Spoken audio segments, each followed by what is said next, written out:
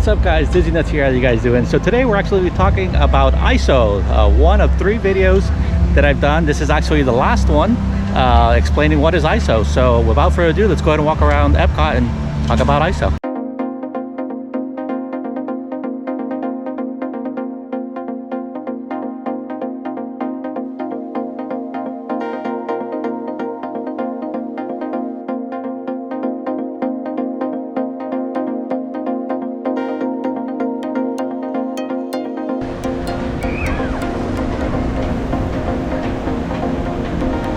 Now, if you haven't already, please check out my other 2 videos, which are the shutter speed and f-stop, because as you know, it's 3 components that make up the triangle of exposure, which is the shutter speed, f-stop, and ISO, which is what we're talking about today.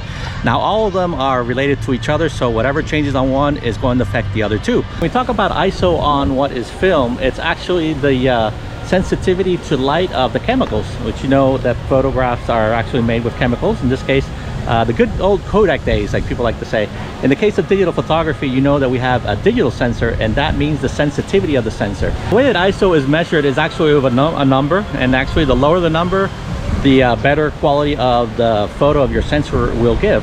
So in this case, many of them start at 100, some of them actually go down to 50, and then it creeps up little by little. Now, you're probably thinking, why would I care about this? Because what happens is that the more sensitive your sensor is, the more it is subject to digital noise, which if you've ever taken a photo at nighttime with a camera, or even sometimes with some of the older phones, you see all that, you know, grain on it and it just looks terrible. That is the camera trying to compensate by adjusting the ISO to a really high number, in this case making it more sensitive, and then basically, you know, getting all that digital noise and grainy look to the photo. When it comes to putting the settings on the camera, the ISO will actually be the last one. I usually start with the shutter speed because I want to be able to freeze the action. The second is the f-stop, which is how much light I'm letting in, and then third is the ISO. So that's usually my order when I'm setting up for a photo. So many times I'll put it in as auto. For example, in the case of the shutter speed, which is how fast it lets the light in, that's a setting that I want to be able to control because I don't want something to come out blurry, or I want to shoot something that's fast motion. And when it comes to the f-stop, I want to be able to shoot something that is, you know, has a nice bokeh on it, or I'm shooting a dark bright, stuff like that. So when it comes to the ISO, it's really something that, you know, many people will just set the auto, which is okay, and I do it sometimes, many times. Okay, so probably the next question you're going to ask me is, what ISO settings should I use on my camera? Well, that all depends on the camera and what you're trying to shoot. I know, sounds pretty non-explaining to what the question is, but I will say this. If you have a new camera, go ahead and start taking photos on automatic, like I've mentioned before, and get a feel for what looks good ISO-wise and some of the other settings.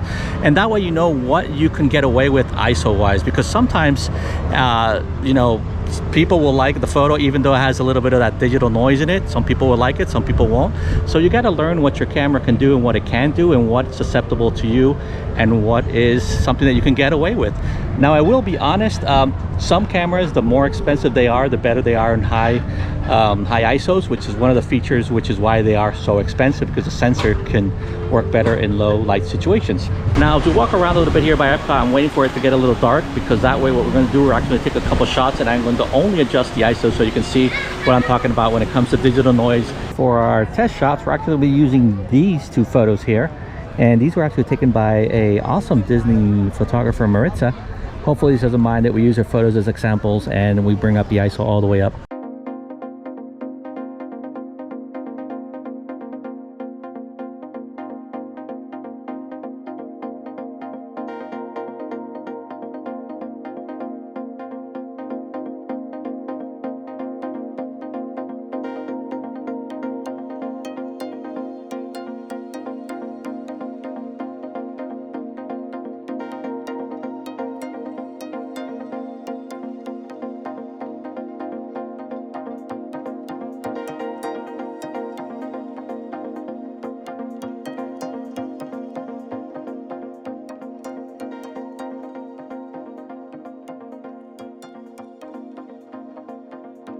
Okay, the next thing I'm going to show you is actually where in day shots you would actually have a different ISO besides 100. So for example, in this case, we're going to be shooting a photo of the monorail, and I set my shutter speed to 250, because if you saw my video of shutter speed, the higher the number, the more we freeze the action. Now by doing that, as you know, as a triangle exposure, everything is connected and everything affects everything else. So as I adjust my shutter speed up, my ISO is going to go up as well, because I'm having less time for the light to hit the sensor, so the sensor becomes more sensitive to grab that photo. And this is done all when the camera is set to automatic. The next shot here is actually at the American Pavilion, and here was the same thing. I wanted to set my shutter speed really fast, in this case to 320, because I wanted to freeze the action of the soldiers coming in. And you can see here where, depending on the day, it actually adjusts the ISO to 500 to be able to adjust to get that perfect exposure. The next one is actually a really extreme case, and this is where I actually set my shutter speed to 1/4000th of a second, because I wanted to capture the raindrops, literally the drops in the air.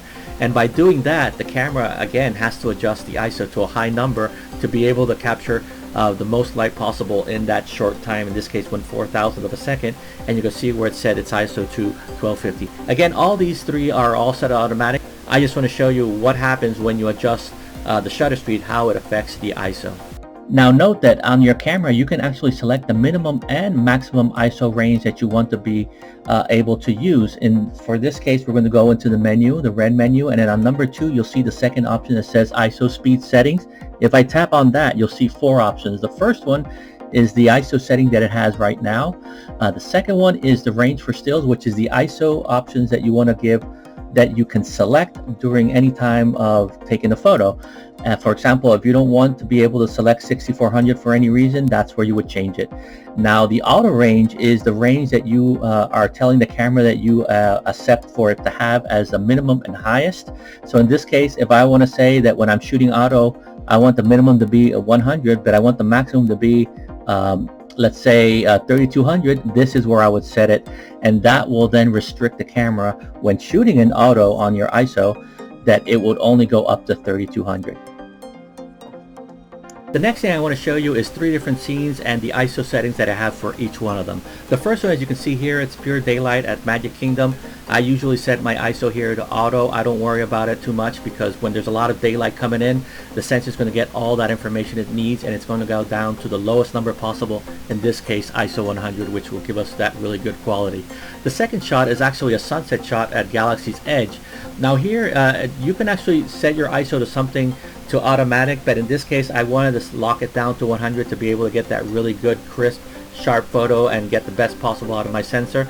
Many times if you do this handheld, your ISO would probably go up to 1800, and again, that quality of that photo at that ISO is all depending up to you.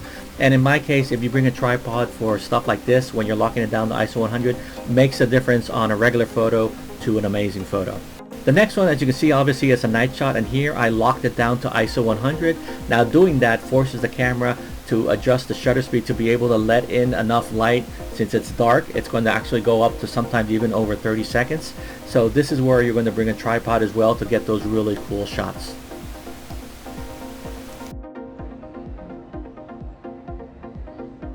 Okay guys, so that's it here from Epcot. Hopefully you enjoyed this video and understand a little bit better what ISO is and what it can do for your Disney photography. Now, if this is the first time watching this video, my name is Disney Nuts, and as you can see, I do theme park photography as well as other parks as well. And I show you the basics all the way up to some of the more complicated stuff. That way you can get your photography going. Now feel free to comment below on topics that you'd like to see on this channel. I'd love to share any information that I can hopefully provide for you guys. So again, thanks for watching. If you just subscribed, thanks again. Until then, stay awesome. See ya. Bye.